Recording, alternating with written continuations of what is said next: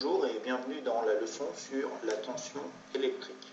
Alors nous allons commencer par observer donc la photographie ici d'une chute d'eau et se poser la question suivante: pourquoi l'eau s'écoule-t-elle? Alors pour répondre, c'est très simple, on va placer deux points ici sur le schéma, un point P et un point N. On remarque évidemment qu'entre les points P et N, il y a une différence de hauteur, une différence d'altitude, et que c'est bien sûr cette différence de hauteur qui est responsable d'un courant d'eau entre le point le plus élevé P et le point le moins élevé N. Donc la différence de hauteur, la différence d'altitude est responsable de la création d'un courant d'eau. Nous allons essayer de transposer cela à l'électricité. Observons à nouveau le schéma qui montre un fil électrique parcouru par un courant. On sait que le courant électrique, en fait, ce sont des électrons qui se déplacent dans le fil, des électrons qui sont en mouvement. Alors la question qu'il faut se poser ici, c'est qu'est-ce qui met les électrons en mouvement? Alors pour répondre, nous allons observer un circuit électrique élémentaire constitué d'une pile, d'une ampoule et d'un interrupteur.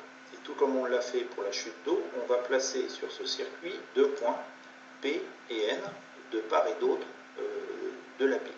Ces deux points P et N sont l'équivalent de la différence de hauteur que l'on a placée sur la chute d'eau. Et donc maintenant, par un petit tour de passe-passe, on va faire disparaître la pile dans ce circuit. Si l'on fait disparaître la pile, bien évidemment, la conséquence est que l'ampoule s'éteint. Si l'ampoule s'éteint, donc ça montre qu'il n'y a plus de courant dans le fil. Donc c'est bien la pile qui est responsable du passage du courant. Si on remet la pile, l'ampoule s'allume à nouveau. Donc on va admettre ici que c'est la pile qui est responsable du passage du courant. Et donc comme la pile a deux bornes, P et N, ces deux bornes, en fait, on ne va pas dire qu'il y a une différence de hauteur, ici ça n'aurait aucun sens, mais on va admettre la chose suivante, c'est que entre les deux bornes de la pile, il y a une différence d'état électrique. Les bornes P et N de la pile sont dans deux états électriques différents. Et la conséquence de cette différence d'état électrique, c'est qu'il y a un courant électrique qui circule entre P et N. Une autre façon de voir ceci, c'est de considérer la pile en fait comme une sorte de pompe à électrons qui fait circuler les électrons entre P et N.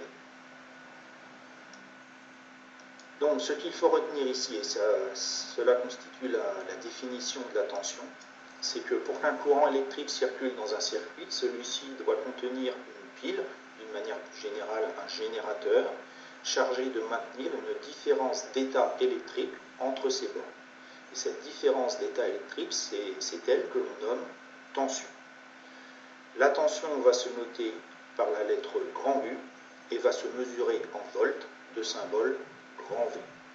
Voici quelques exemples de piles classiques. La pile plate de 4 volts 5, donc U égale 4,5 volts. La petite pile ronde de 1 volt 5 et une batterie de voiture de tension U égale 12 volts. Ces différences de valeur dans les tensions seraient l'équivalent dans la chute d'eau des différences de hauteur. Une chute d'eau de 12 mètres de hauteur n'aura pas les mêmes effets qu'une chute d'eau de 4,50 mètres de hauteur. Et on va retrouver ces différences entre une batterie de 12 volts et une pile 4 volts 5. Nous aurons l'occasion dans les leçons qui suivent de détailler cela. Pour conclure, petit aspect historique, nous avons cité un personnage, Alessandro Volta. C'est un physicien italien qui est tout simplement l'inventeur de la fameuse pile électrique en 1800. Il n'est pas évident au premier abord de voir que cet objet est une pile électrique, et pourtant c'est bien le cas. Et surtout, ce qui est intéressant, c'est que cet objet, c'est lui qui a donné le mot pile, tout simplement parce que on voit ici que cette pile est constituée d'un empilement de rondelles de cuivre et de zinc. On a une colonne formée de plusieurs dizaines de rondelles, et c'est cet empilement qui a donné le mot pile.